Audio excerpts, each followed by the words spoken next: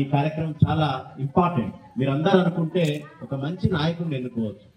మీరంటేనే గ్రామం, మీరందరూ కలిస్తేనే గ్రామం, మీరందరూ కలిస్తేనే మండలం, మీరందరూ కలిస్తేనే జిల్లా.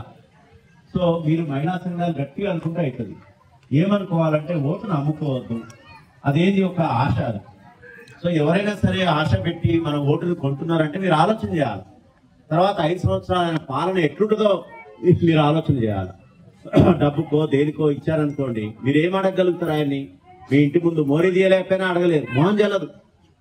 గెలిచిన ఆయన వస్తాడు, డబ్బు తీసుకుని ఆయన వస్తే మీరు ఏమని అడుగుతారు ఆయన? సో మీరు ఊరికేసిరా ఓటు అని ఆయనే ఎదురు ప్రశ్నిస్తారు. ఇంటి ముందు మోరీ అట్టనే ఉంటది, ఈగలు దోమలు ఇవన్నీ కూడా ఉండి ఇంటిల్లి పాది కూడా జ్వరాల పారిన పడటం, డెంగ్యూ చికెన్ గున్యా రావటం, లక్షల రూపాయలు ఖర్చు కావడం జరుగుతుంది. సో ఓటు అనేది ఇప్పుడు మీరు కరెక్ట్ గా ఆలోచించి అభ్యర్థి ఎట్లాంటోడు, మంచోడేనా, ఈయన పాత చరిత్ర ఏంది, మనకు సేవ చేస్తాడా చేయడా, ఈ 5 ఏళ్లు మనల్ని అభివృద్ధి పథంలో పెన్షన్ రాకపోతే పెన్షను, లేకపోతే మోరీలు తీయటం, ఇతరత్ర సంక్షేమ అభివృద్ధి కార్యక్రమాలు చేస్తాడా, మనల్ని పట్టించుకుంటాడా అనేది చూడాలి తప్పితే తాత్కాలికంగా మద్యానికో లేకపోతే కులం మన కులమనో లేకపోతే మన మతమనో ఈ విషయాలతోనో లేకపోతే మనకి ఇంకేదో మద్యం వీటన్నిటితో ఒక్కరోజు చికెన్ బిర్యానీ అనో ఈ తాత్కాలిక దానికి మీరు ప్రలోభానికి లొంగిందనుకోండి, తర్వాత 5 ఏళ్లు అనుభవించాలి. మొహం జల్లదు మనకు అడగటానికి. ఎవరికైతే ఓటేసి ఎన్నుకున్నారో ఆయన అడగలేరు ఈ పనులు, మీ సమస్యల్ని చెప్పుకోలేరు. ఆయన కూడా మిమ్మల్ని చిన్న చూపుగానే చూస్తాడు. ఊరికే ఇచ్చిరా ఓటు అనే పాట ఆయన నోటి నుంచి వస్తుంది. వాళ్ళకు కూడా నిజమే, మరి మీరు సచ్చీలంగా ఉండి సక్రమంగా ఉంటే వాళ్ళు కూడా సక్రమంగా పనిచేసేటువంటి అవకాశం ఉంటుంది. కాబట్టి క్లియర్గా మీరు ఉండండి. మనం ఇక్కడికి వచ్చిందంటే ఒక ప్రతిజ్ఞ తీసుకొని పోవడానికి, ఎట్టి పరిస్థితుల్లో ఓటును అమ్ముకోము, ఎటువంటి ప్రలోభాలకు లొంగం, ఎటువంటి ఒత్తిళ్లకు లొంగం, కులం ఏదైనా మతం ఏదైనా ఆయన యొక్క చరిత్ర చూస్తాం, మంచి నాయకుడిని ఎన్నుకుంటాం. మన 5 సంవత్సరాల భవిష్యత్తు నిర్దేశించబడుతుంది. 5 సంవత్సరాలు బాగుండాలంటే ఈ యొక్క నిర్ణయం తీసుకుంటేనే మనం ముందుకు పోతాం. మీరు గ్రామ పంచాయతీలో ఇప్పుడు అందరూ కూడా అన్ని గ్రామాలకు సంబంధించిన మహిళా సంఘ అధ్యక్షులు ఉన్నారు. మీరు పోయి మళ్ళీ మాట్లాడుకోవాలా, ఎక్కడ కూడా లొంగకుండా. కొన్ని గ్రామాల్లో విచిత్ర సంఘటనలు జరుగుతాయి. ఎలక్షన్ రోజు వాళ్ళు ఓటుకు రారు. ఎందుకు రారు అని ఆరాధిస్తే మా ఇంటికి ఎవరు రాలే, మా ఇంటికి ఎవరు డబ్బులు ఇవ్వలే, మేము ఎందుకు వేయాలి ఓటు? ఆ పరిస్థితి కూడా కొన్ని పేపర్లలో చూస్తాం మనం. కొన్ని మన జిల్లా కాదు కానీ ఎంత మరి మనం ఎట్లా మనం అభివృద్ధి అవుతాం? తాత్కాలికంగా ఆనందం కోసం మనం తాత్కాలికంగా డబ్బులు ఉంటాయా ఉండవా తెలియదు. ఆ ఇచ్చినటువంటి చికెన్ బిర్యానీలు లేకపోతే మద్యం ఇవన్నీ అప్పటికప్పుడు అయిపోయేటటువంటి తాత్కాలికం కోసం అభివృద్ధి అయిపోతుంది. ఈ మోరీ నా కోసమా గ్రామం కోసమా అనుకుంటారు మీరు. అది ఎఫెక్ట్ అయ్యేది మీకే. రేపు మోరీ లేకపోతే ఆ పారేటటువంటి దాంట్లో ఉన్నటువంటి డెంగ్యూ చికెన్ గున్యాకు సంబంధించిన దోమలు వస్తాయి, జ్వరం అవుతుంది. అన్ని కూడా మనకు సంబంధించిన మంచిని రాకపోయినా అడగలేము. ఇవన్నీ అడగాలంటే మీరు సక్రమంగా అందరూ కూడా ఊరంతా మహిళా సంఘాలు తీర్మానం చేసుకొని ఓటును అమ్ముకోమని చెప్పేసి మీరు క్లియర్గా చెప్పాలి. ఇంతకుముందే మా డిఆర్డిఓ నాగిరెడ్డి గారు ఒక ఉదాహరణ చెప్పినారు.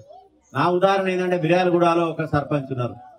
ఆ సర్పంచ్ ఫస్ట్ టైం బొటాబొట్న గెలిచినాడు.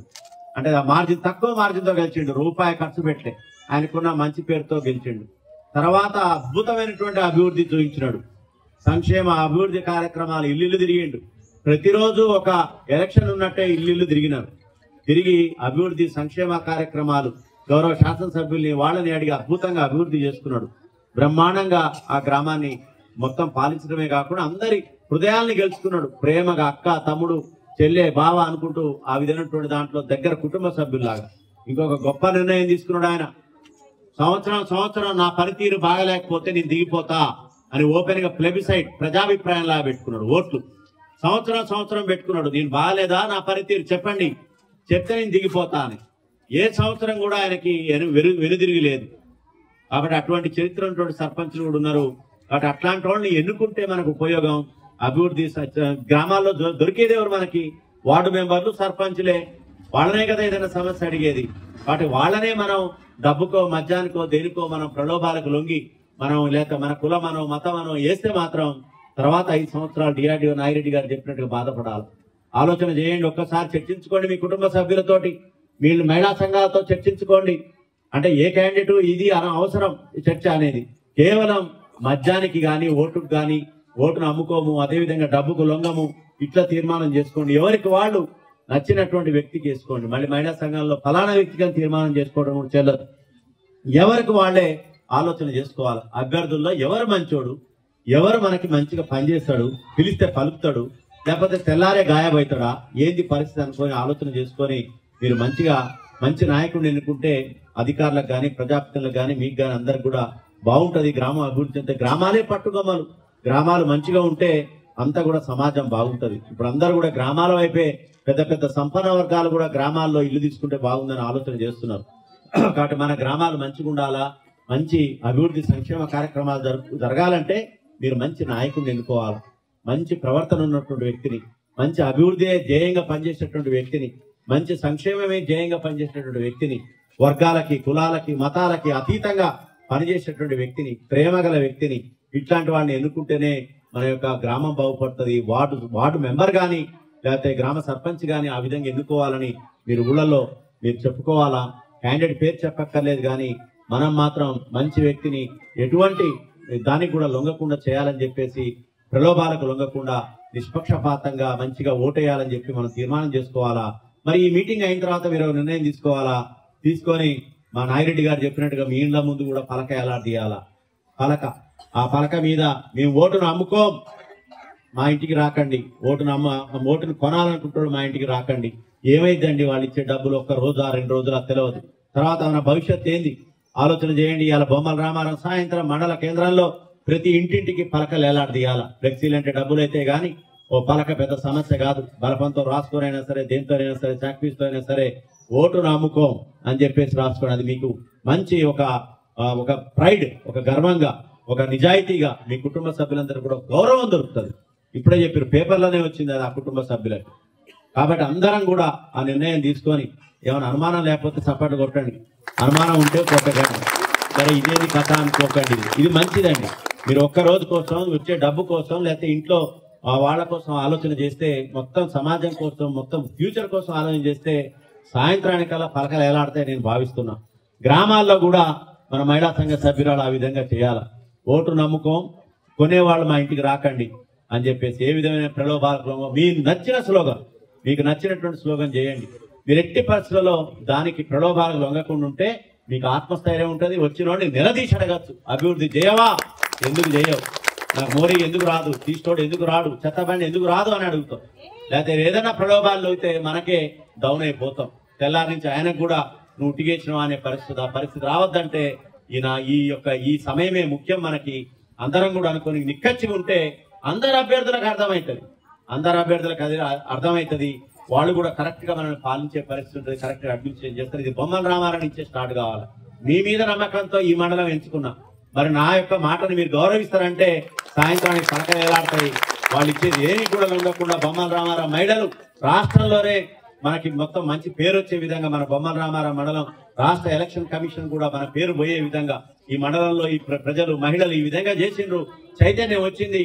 ప్రజాస్వామ్యంలో ఎక్కడో ఒక చోట తొలిఅడుగు పడాలి. ఆ తొలిఅడుగు మన బొమ్మల రామారావు నుంచి మొదలు కావాలని మీరు మంచి మహిళలు అని చెప్పి మా నాగిరెడ్డి గారు చెప్తే మాట వింటారు. వాళ్ళు కూడా మంచి నికాస్ అయిన వాళ్ళు అని చెప్తే వచ్చిన మన తండా వాళ్ళు ఉన్నారు. ఎంత మంచి వాళ్ళు బొమ్మల రామారావులో 3 తండాలు ఏకగ్రీవంగా ఎన్నుకున్నారు. డబ్బులో వేలంపాట్లో కాదు, కూర్చున్నారు అందరూ. కూర్చొని చదువుకున్న వ్యక్తికి ఇస్తే మంచిగా అభివృద్ధి చేస్తాడని చెప్పేసి డబ్బులు లేవు, ఏమి లేవు, ఏకగ్రీవం ఎన్నుకున్నారు. No election. మన సర్పంచ్లు అయిపోతారు, వార్డు మెంబర్లు అయిపోతారు. వాళ్ళకి కూడా ఖర్చు ఏది లేదు కాబట్టి ఏ విధమైనటువంటి ఆశ లేకుండా మంచిగా అభివృద్ధి చేస్తారు. అట్లాంటివి రావాలా మనకి. ఏకగ్రీవాలు అంతా మంచి నిష్పక్షపాతంగా డబ్బుకు లొంగకుండా రానున్న రోజుల్లో ఏకగ్రీవాలు ఎన్ని అయితే అంత మంచిది. మంచిగా ఆ విధంగా లేకపోతే ఎలక్షన్ ఉన్నప్పటికీ ఓటుని మనం కొనకుండా, అమ్మకుండా, వాళ్ళు కొనే ప్రయత్నం చేయకుండా చేయాలంటే మీరే ముఖ్యం. ఒక ఇంట్లో ఎవరండి గట్టిగా ఉండేది? మగోళ్ళు కాదు, మహిళలే. ఈ రోజుల్లో మహిళ నిర్ణయమే నడుస్తుంది. ఎక్కడైనా సరే మహిళ నిర్ణయమే నడుస్తుంది. ఊళ్ళలో కానీ, పట్టణాల్లో కానీ, ఆఫీసుల నుంచి మొదలుకుంటే అందరికి కానీ మహిళ ఏదనుకుంటే అదే నడుస్తుంది. ఇల్లు కానీ వేరే విధంగా పురుషుల మీద నడవట్లేదు. మీరు గట్టిగా అంటే మీ ఆయన గట్టిగా ఉంటాడు, ఇంట్లోనే ఉంటాడు. మందుకు పోవద్దు, బాటిల్ తేవద్దు అంటే గట్టిగా ఉంటాడు. సో అదే విధంగా ఓటుని అమ్ముకోవద్దు, మనం అట్లాంటి వాళ్ళం కాదంటే గట్టిగా ఉంటాడు. మీరు పలక ఏలాడదీసి డిక్లేర్ చేస్తే ఆ ఓటును కొనే ఆయన కూడా మీ ఇంటి ముందుకు రాడు. అందరు కూడా లైన్ గా చక్కగా అవుతారు. మరి మనం బొమ్మల రామారావు మండలం నుంచి మొదలు పెడదామంటే గట్టి చప్పట్లు కొట్టాలండి.